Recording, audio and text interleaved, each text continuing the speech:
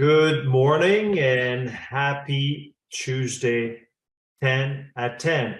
I am your host and baker influencer, Richard Charpentier. I am a certified master baker and bakery scientist. Every Tuesday, we get together to answer questions that were sent from you, the bakers. So let's get started. So our first question of the day is regarding sodium acetate. Can we use sodium acetate for breads? And if yes, in what proportion, is it similar to calcium propionate? So to start, sodium acetate is the sodium salt of acetic acid, and acetic acid is technically vinegar. So, but when you put it into your dough, that's what's different than vinegar. It doesn't all dissociate or transform into acetic acid, which is vinegar. Sodium acetate has been used in bread making and can be used as a dough conditioner or a way to preserve your dough, similar to calcium propionate. It can also, in some occasions, be used as a flavor enhancer because it brings a slightly tangy, acidic flavor to your bread, same as citric acid that could do, a different flavor. So acetic acid could be used for those purposes. Acetic acid also will drop the pH of your dough. So when you're using it, I would start using it at the same 1-to-1 ratio, but check on the flavors, any different flavors in your bread. Do you like it? And also check the pH to see if it does not get too low of a pH. So, and the activity of the pKa of sodium acetate is around 4.5, which is a little lower, but for bread, it would work well to preserve. And sometimes it's good for anything bacterial, but might not be good to protect for any bacterial mold, but not on the fungal type of issue. So you have yeast and bacterial issues we're battling, that can create mold. So it does not do everything. What I always recommend is if you're leaning towards with your bakery to use sodium acetate, do some tests and compare and contrast what works the best and ensure that the product consistency of what you're selling today does not get affected too much. So, but great question. So moving on to the next question is regarding bulk fermentation. Can you walk me through the makeup process for bulk fermentation bread production? So bulk fermentation is a term determined to see how fermentation will be done in bulk prior to. So often it can do after mixing or before mixing. It's longer fermentation time. Most of the bakeries today have chosen to do a straight dough. So the only fermentation they get is after the dough is put into a bread pan or in a proof box for 30 minutes to maybe an hour, and then they bake. Bulk fermentation is any fermentation happening prior to being in a proof box. The steps of bulk fermentation, it's, the steps I would need to understand. There's so many ways of doing it. What are you trying to achieve? What type of bulk fermentation are you looking for? Are you looking for the typical sponge and dough process where 50 to 60% of the dough is going to be fermented prior to being mixed up to 3-4 hours? Are you looking at a 15-hour fermentation, 24-hour fermentation? Are you doing liquid brew fermentation? So the type of finished product you're looking for is going to determine what you should do and the steps and how the process should be done, because it's so vague to talk about bulk fermentation and say, take me through. It takes more due diligence and more thinking through. Everything will have to be rethinking. How much yeast are you using? What are the ingredients you're using? Sugar, are you accelerating? The downfall, or the advantages, there's a lot of advantages of bulk fermentation.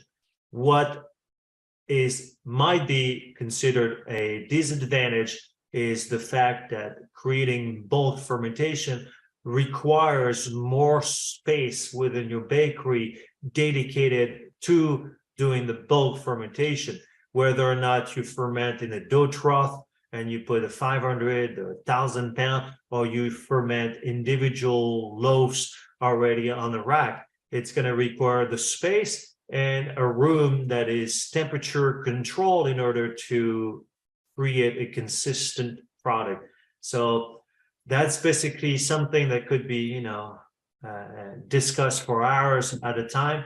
But I will go back to the fact is what are you trying to make, and what kind of volume are you trying to produce in order to really design the step-by-step bulk fermentation you're looking for. But thank you for sending your question. And now, as our last question of the day, someone wants to know how to keep a pie crust crispy and flaky for the next day. So based on the information you provided, the first thing that we all know, that what you probably for the next day is, as soon as you put your filling and you rebake it with the pie, the filling, lemon filling, pumpkin filling, etc., it changes and softens the crust.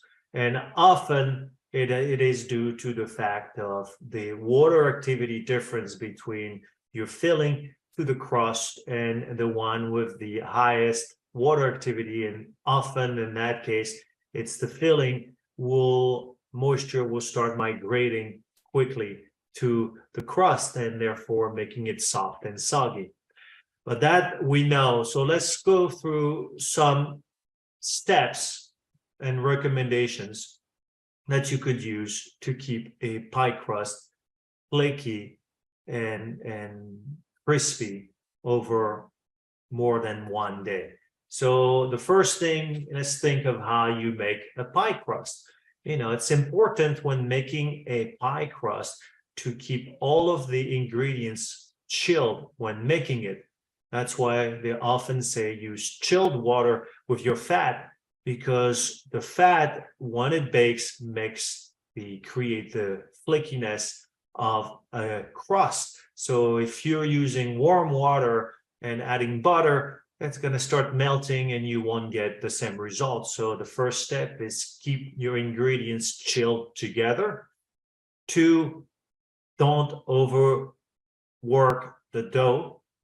Pie crust needs very minimum amount of mix time.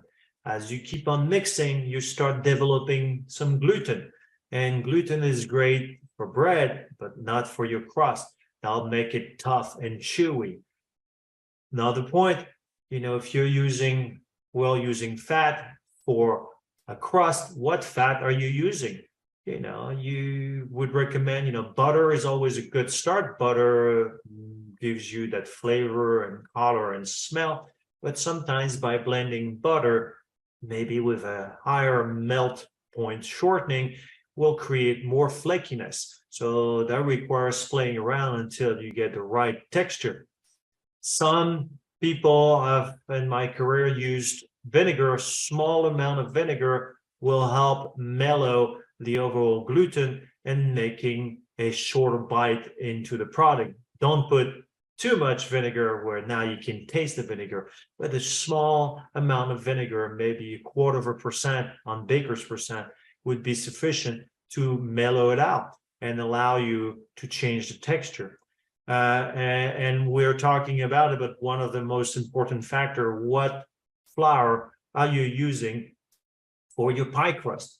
Are you using a high protein, low protein. Most of the time for pie crust, the lower protein is recommended. So a pastry flour with around 8 to 9% protein will be recommended to make it a more tender, flaky crust. And if that doesn't work well, try to blind bake the tart shells prior to adding the filling. By doing so, you can put a weight on the bottom and let it dry up longer. So the contrast of that to the filling and rebaking it after will allow you to make a crispier, flakier crust. So I hope all of those tips help you make a better, flakier crust and tender crust over time. So that is it for today. I wish you a happy Tuesday and happy baking. Thank you, and see you next week.